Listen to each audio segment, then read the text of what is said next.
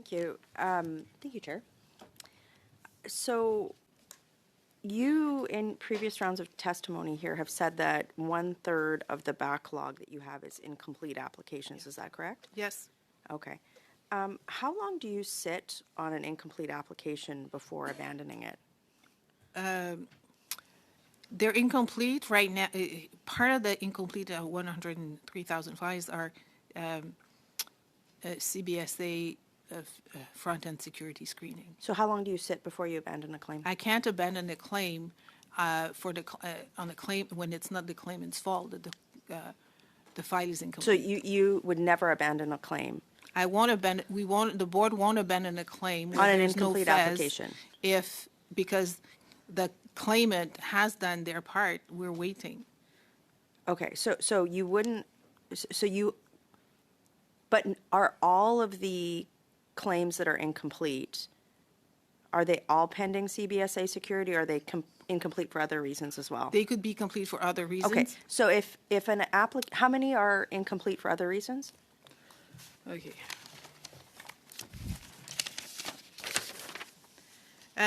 So the basis of claim form is not complete, but they have a delay. So in part of the, So for ones that are not CBSA security related, how many are incomplete right now in the backlog? do we have the exact numbers? I have the reasons. I don't have the numbers. I can. Okay, in that case, would you table that with committee? Sure. Okay. In that situation, how long would you sit on an application before abandoning it, where it's not CBSA related? The claimants, we will let the claimants know that they're late, and we give them a delay, and we will activate. How many have you canceled? How many applications have you abandoned for incomplete claims in the last year? Last year, total 11,000. Okay. Okay. And is there a time period or like a set standard for that at all? We'd abandon? Yeah. Okay, that's, Yeah. I'm, Around probably 6 months. there's no set service standard or, okay. I'd like to, if I may, So before, Okay. there was something else that I wanted to clarify. In your testimony to my colleague, you talked about if a claimant with a claim appeared at a Canadian point of entry, that they would be ineligible. Is that correct? I'm not sure I understand the beginning of your sentence. Okay, so what you tried, I think what I took from your testimony was that if somebody had left the country Yeah. with an eligible claim, they would be ineligible. You said that if they If presented they themselves. claimed and they leave, when Yes. they come back and claim again, they're ineligible. Okay, so I just wanted to get that on the record because it wasn't clear from what you said to my colleague earlier. So just to be clear, if somebody makes a claim, they leave the country, and then they come back in, they are ineligible to continue their claim, and that claim has been abandoned? It's gone. How many did you cancel last year due to that, or in the last several years? I have the total, which was 11,000. I don't have it But that was, segregated. that 11,000 you said was just No, because of it- incomplete applications, It's right? the yes. Okay, so there's a But bit if they start and they leave and it's incomplete, we'll oh, okay. cancel it. So It'll be there's abandoned. a If bit it's of lack of clarity there on how you're Well- abandoning applications, but I think we Yeah, might go. make some Okay, amendments to that sorry, effect to put some clarity Sorry, in can there. I, like, if you give me 2 seconds, there are different things. There's abandonment, so claimant doesn't file their appropriate documents, they don't fulfill their claim with all the information, we can abandon. There's an claim that's incomplete where front-end security is there, and then there's also the ability of the minister to revoke eligibility. So that's different than an abandonment.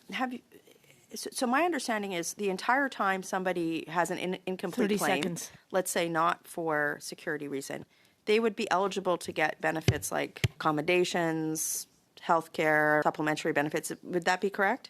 As long as they're claimant, but that's why we Okay. go through our system So do you think and call them. would there be a cost savings on benefits if there was a time limit for incomplete applications? There is right now some timelines. What is it? You just told me there wasn't. Okay, claimants can we wait 6 to 8 months to get on average, to get the security screening. This seems a little like Office Space to me. Ms. I'll just leave Rumpel-Garner, it at please that. allow her to answer the question. I just want to hear the answer, please. So I think I have enough what I need to put some amendments on the record for this bill. Thank you. Great. I'm okay to, you can complete your answer, please, Ms. Brassard. there's sometimes 6 to 8 months to give, and we won't abandon until then. Then the claimants have technically, when they arrive, 45 days, and it's been prolonged to 90 days. If after the 6 to 8 months that we got the FES, if the claim is not complete and there's no valid reason, we will proceed to abandonment. Okay. Thank you, Ms. Brassard. I want to wrap my head around this did you say 6 to 8 months to wait for CBSA screenings? And you can't do anything until you get information from CBSA on those 6 to 8 months? First, I want to say CBSA is working very diligently at this, and I get that the number of cases that they have. So it's a fact. Now, Okay. what they're doing is a security screen, and that allows us to know that the person is the person they are. It allows us to make sure that we can proceed with a degree of certainty around identity and security issues. So in those 6 to 8 months, Yes. we don't know if they're safe to be in the country because we're waiting for a security screening, right? In those 6 to 8 months, they're collecting all the benefits. That's correct? While they're here as asylum seekers? They're asylum seekers, and they're entitled to whatever benefits are So due to they're collecting them. all of that. Then there's a process of 90-plus days before abandoning?